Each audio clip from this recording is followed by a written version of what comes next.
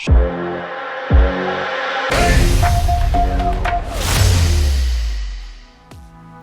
guys, and welcome. Today we are going to start working on this board. Now, I've talked about other mediums that you can do with this wood.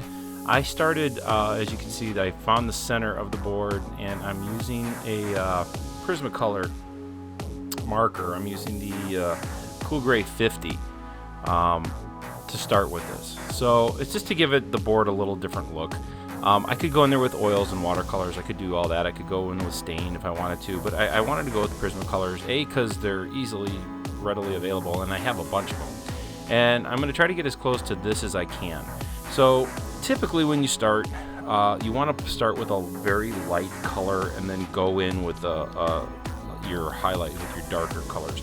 So as you can see, like for the wood grain here, I start with a really light colored brown, and then I kind of go into the highlights with the darker browns. Kind of the same thing as you can see here with the cobblestone out here. So this is a cobblestone arena, as you can see, out the outer ring of blood, and then we get into the wood framing, and then we have sand on the back of that, and the wall here starts getting into this kind of mossy cobblestone, which I didn't think about. I did kind of start here at the door here to get a little bit more mossy, kind of like in Minecraft, the mossy cobblestone look. So, and then I just added the details and the dots and then the lines and stuff like this. And then this is where you can start adding your details. Same thing with like the blood, different colors. I start with a really light color, and I think there's like 3 colors of red in here. So we're gonna try this with the wood. I'm gonna give it a different look. So you want to kind of start with the grain. So my grain's going this way. So I like to start with the grain, following the grain first, and then I can go in sideways and do the other direction just to fill it in. So guys, I'm just not gonna talk.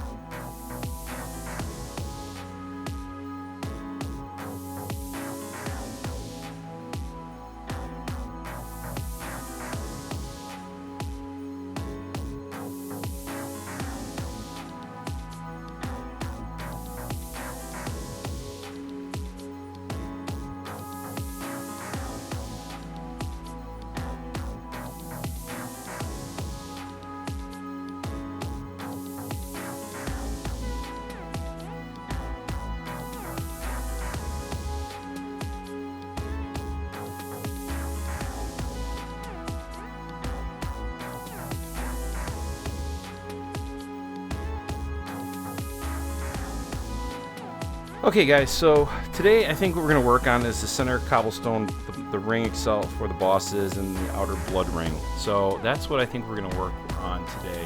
Now, it looks a little different here on camera. You guys can tell a little bit here. It looks definitely more slate looking. So in real life, it's actually pretty light colored. It's probably just the way the camera and the daylight is shining off of the board here, because it is a very smooth and very shiny surface here. So my camera is actually showing it kind of more brilliant, where this is a little more matted. So, but today, here's what we're going to do. We're going to work on the center ring right here. So we'll start with the dead center zone here. I think what we'll do today, guys, is we're going to pick a direction, and this is going to be our cobblestone.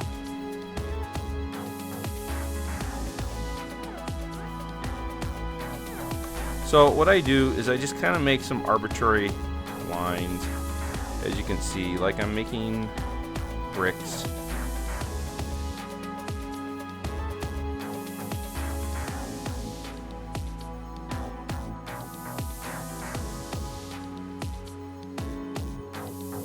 I'm going to try to keep them all about the same, kind of on the same width, thickness, and that.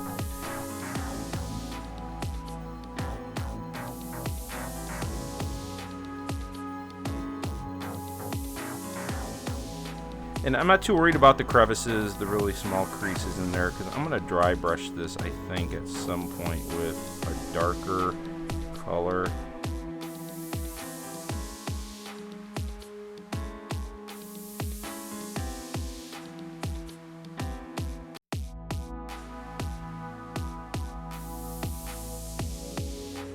Alright, so then it's really easy. I just start with the corners here, go straight across with my lines, and try to keep everything within the same width. And when you're done, you can add the little dots for some texturing. You can add the lines, the cracks.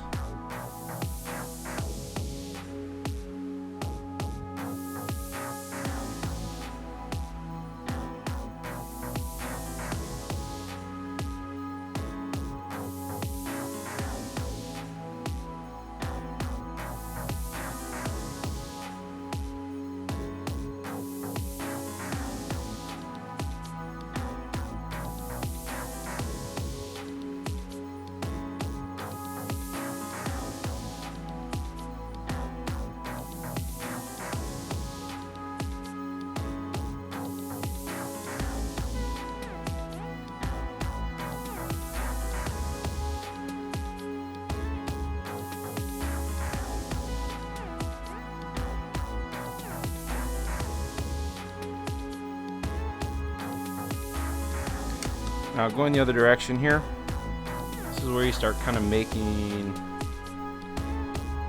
these little other block lines, and I go every other couple just to break it up a little bit.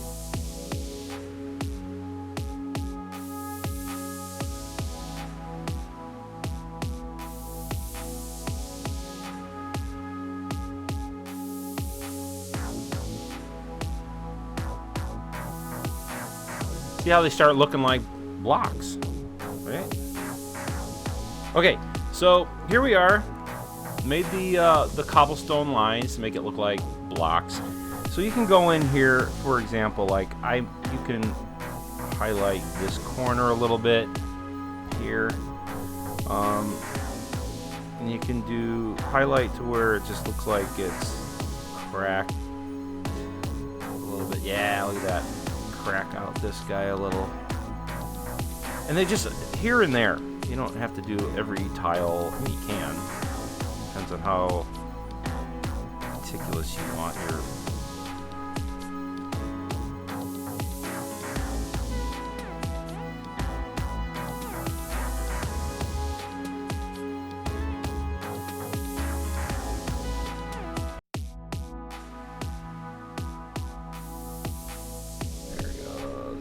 is the boss's spot, so he's going to have a little bit more activity on his.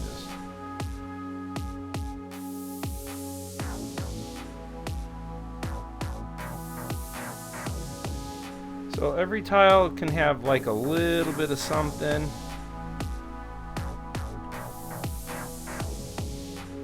Okay.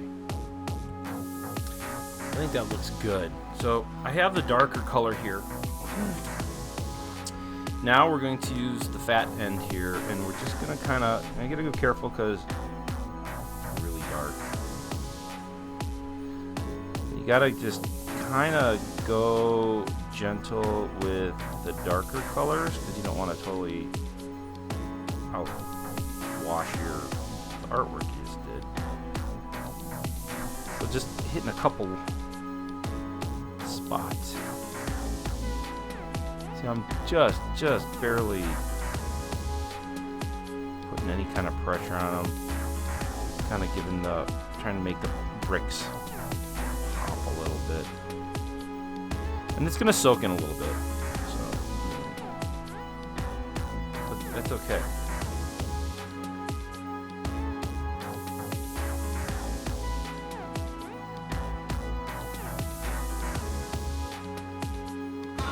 Actually, this one, well, hey, what I had here was that I did some of my detailing, my shadowing with was a warm gray 90. I'm moving up to a cool gray 40.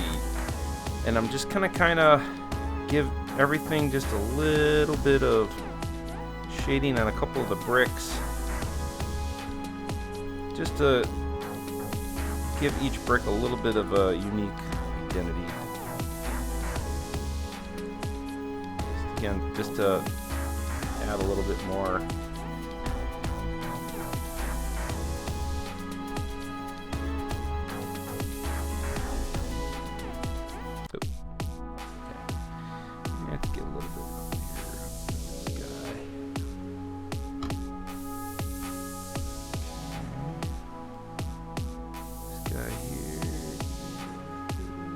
And it'll help blend in those dark lines a little bit too, so they don't look. I mean, you kind of want it to look like this thing's been around a while, you know. And if you go over it a couple times, you're going to get darker shading too. So, and if you want to use this as shading, you just pick a light source. So the light source could be right here, shining down, coming this way. So all your height pieces are going to have darkness on the other side.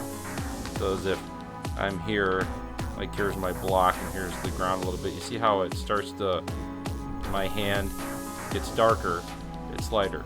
So my light source is coming from over here, this way. So my light source, it's going to be lighter on this part and darker over here because the light source is coming this way. So you can see how you can use this totally as a light source just to help blend those dark lines in a little bit. Go over it a few times if you want. Whatever it is that you like, you know. All right, that's enough. I'm gonna start getting into the blood.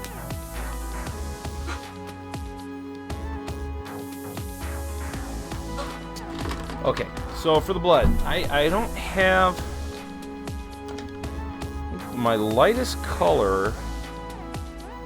I have crimson. I have two crimsons. I have Scarlet Lake, which is it's a newer one. Remember, that's going to probably be darker.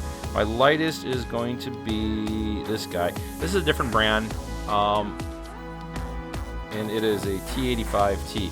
So they don't, like, unlike Prisma, they don't have like the name designation as much, and they might not even have them. Oh, this one's dead. That one's dried out. And there are great tutorials in here where you can rehydrate these things with 90% or even 70% alcohol. In this case here, you can, I have to see with this brand. I know with the Prismacolor, you take a what do you call it? A scalpel, a razor, and right here at this line, right here, guys, you cut it. You cut it, and this pops right off, and you use like a pin to take out the ink cartridge, which is basically, it looks like a sponge wrapped in plastic, little cylinder. You fill it up with rubbing alcohol, just a little bit in here, and then you reinsert the foam in there, let it soak, put a little drop or two on top, put these back on, shake them around a little bit, let the alcohol reabsorb, and wait a couple hours, and you should have a marker that is workable again. So this one's darker, so we're gonna start a little bit more red. And my outer ring was, as you can see, was pretty bloody. So I am just going to, start making blood. This is the ring that without giving too much away. This is the splatter zone. And this doesn't have to be perfect. As you can see on my other board here, it's pretty inundated. So this is where those poor DPS guys, this doesn't have to be pretty. It just has to, you can, yeah, make the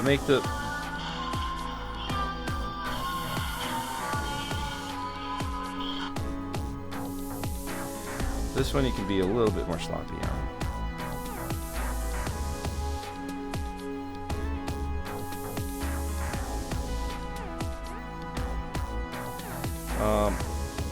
Yeah, so what I'm going to do now, I'm going to go in with that Scarlet Lake.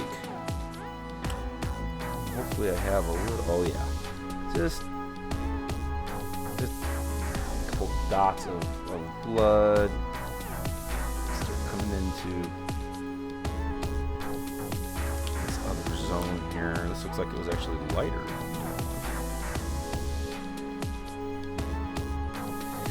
The center ring, the next ring inward here can be just a little less.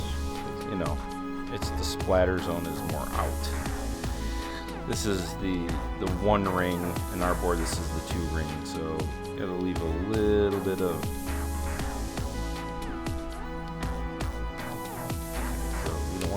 Too crazy. Coming in with the black. Use just a couple dots here and there. Gives the bricks a little bit more texture. Just throw it in there wherever. There's no rhyme or reason. Just keep it in the brick. Don't step it right onto the line. And it just helps give the brick a little bit more dimension, more texture. See how it just kind of, it looks pretty good on camera there. Looks like it's working. And it doesn't have to be anything fancy. I mean, you're just kind of conveying to the fact that, hey, this is my board. And let's add maybe a little dark splash. Just a little outside edge. I'm going to make my light source going this way. So I'm just going to have some of this outer edge dark. Keep everything going in one direction and you should be okay. Just don't start changing light sources in the middle of it, otherwise it's going to look funky. And for some reason, if you overdo the colors in the center, you can always get some stickers that can, designate your numbers and of what ring you're in and all that stuff if you really had to. So it's all right. I mean, this is something you want people to be able to hang on the wall when they're done playing the board. Not putting it away. You want people to look at this as a piece of artwork. It is. This is your artwork, guys. Now, if I want to get darker into these corners, I can dry brush this later to really highlight those corners. Maybe you don't want to. Let's see how it looks at the end. So here we are. Hey, you know what? That isn't half bad. I really kind of like it. It's actually starting to take on that look that I like from the other board. But it's wood. This thing's going to last me a long time. And I'm not too worried about this. If you go in here and you have little mistakes like that, you can go in with a little bit of sandpaper. Or in the next case here, I've got like brown where I'm going to have wood. We're going to do that next time. We'll do the wooden ring here, and so you can see what it looks like. We'll do the outer 2 ring here in the wood, and there's a little bit of splash stone here in the blood, and then we'll get out to the sand, and then we'll get out to the mossy cobblestone. So there you go, guys. Hey, if you like this video and want to see more videos like this, hit that like and subscribe. Make sure you comment down below. Hey guys, give us those thumbs up. And remember guys, we're looking for 1,000 likes, and when we get to 1,000 likes, we're giving away 2 copies of our game, The Realms of Mindrin Wars, in the auction house. Free, guys. You just need 1,000 likes, and we're gonna make it happen. With that said, guys, check us out on eMobility.com is carrying our game. You can also check it out on Etsy. Patreon is coming, so it will be here. It will be up and going shortly, so stay tuned with that. I'll update you again as we go. Let's see, did I miss anything? Get us on social media, on Twitter, Instagram, Facebook. And with that said, guys, I'm going to give my shout out to Isaiah McGinnis this week as Superfan. He is a Superfan, and I was supposed to go to OrcCon this weekend, which is Valentine's Day weekend, but unfortunately I have some family things coming up. So with that said, I may not have a video next week. So unfortunately, that really kind of depends on how my mom is doing. But with that said, I will hopefully be back shortly thereafter to pick up on this board here. So I've taken enough of your time. Hey guys, love you guys. Stay tuned for part 3 next week. Why is my sword on fire?